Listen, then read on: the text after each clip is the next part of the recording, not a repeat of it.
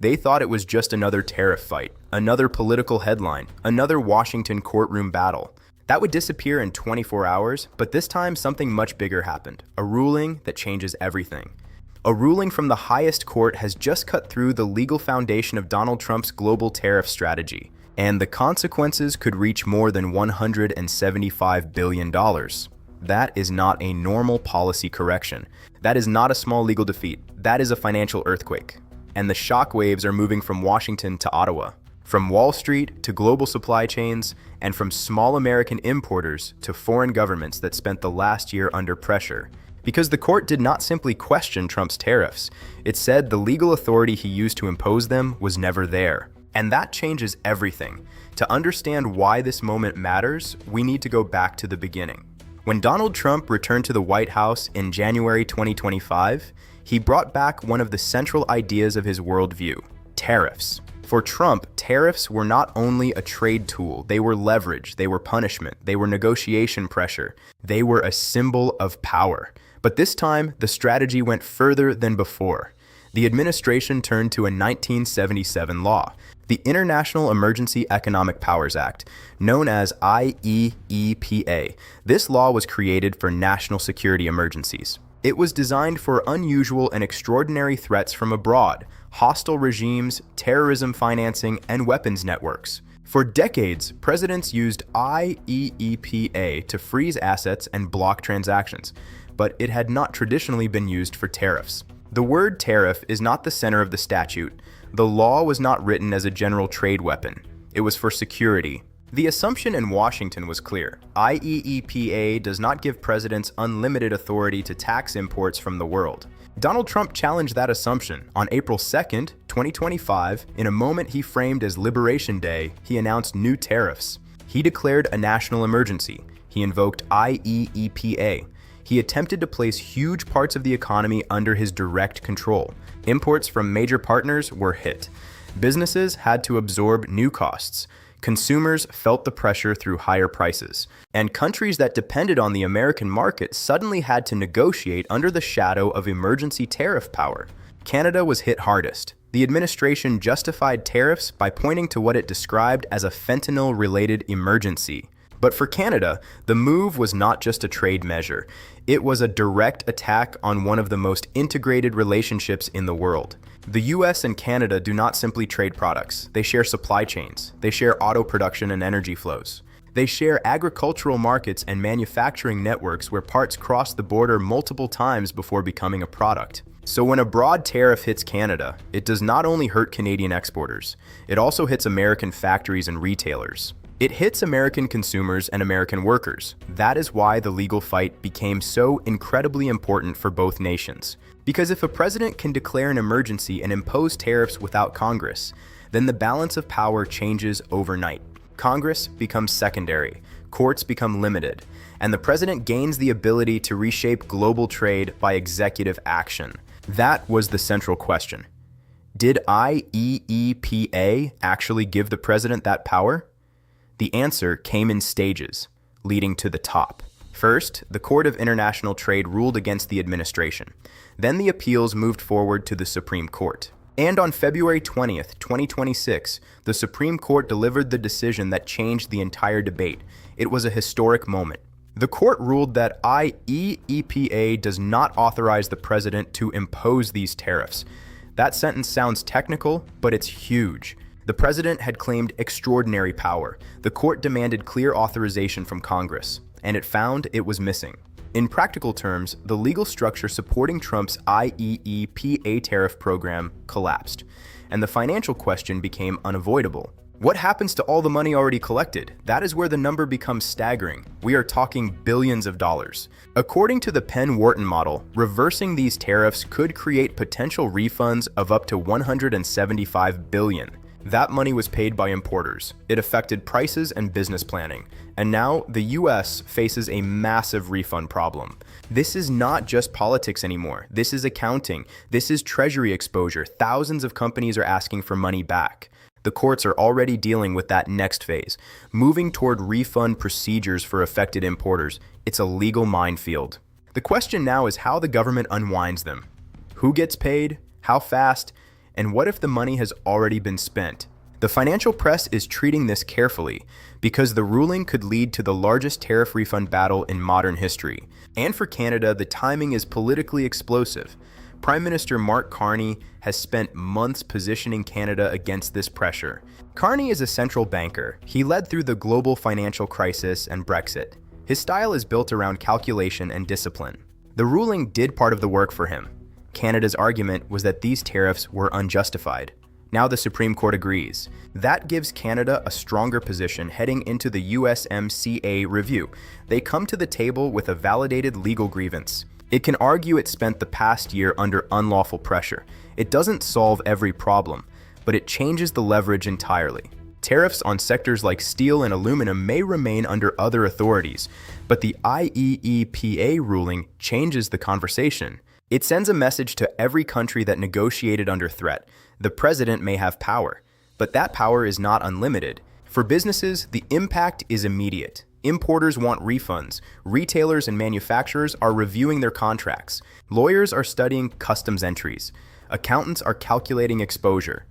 And companies that passed costs on may face new questions. Even if the government refunds importers, consumers may ask a difficult question. If we paid higher prices, where does that money go now? That debate is beginning. But the bigger story is constitutional. This was never only about tariff rates. It was about who controls taxation. In America, Congress has the authority over taxes and duties. The president cannot act unless Congress gives him the power. The ruling draws a line. It says emergency language cannot become a shortcut around Congress. Economic power still needs legal authorization. A president cannot use a national security statute as a universal trade weapon. This is about whether legal limits still matter. And yet, this story is not finished.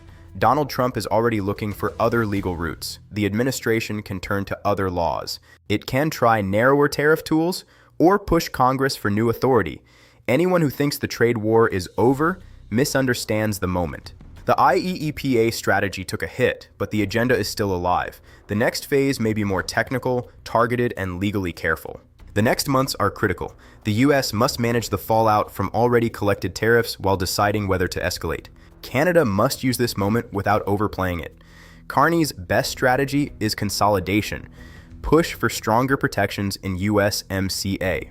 Canada can demand clarity around emergency powers and build alternative trade relationships with Europe and Asia-Pacific partners. Economic cooperation cannot be built on legal uncertainty.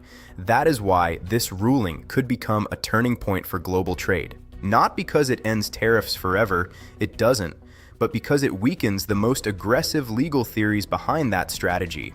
It tells the world that even in political disruption, the courts can still impose limits.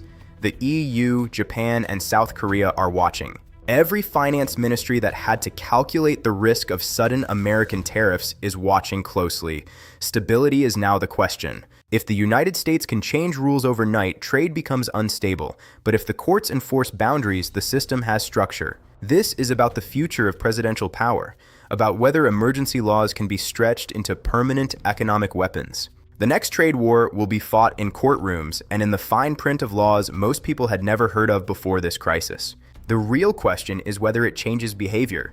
Will the White House accept limits? Will Congress reclaim its role? The real question is whether it changes behavior. Will the White House accept limits? Will Congress reclaim its role? Will Canada use this moment to secure stronger protections? Will businesses recover what they paid? The behavior of leaders is key. Or will the administration simply find another legal road to the same destination? That is the next chapter, and it's being written now. No, the president cannot impose unlimited tariffs. No, emergency powers are not a blank check.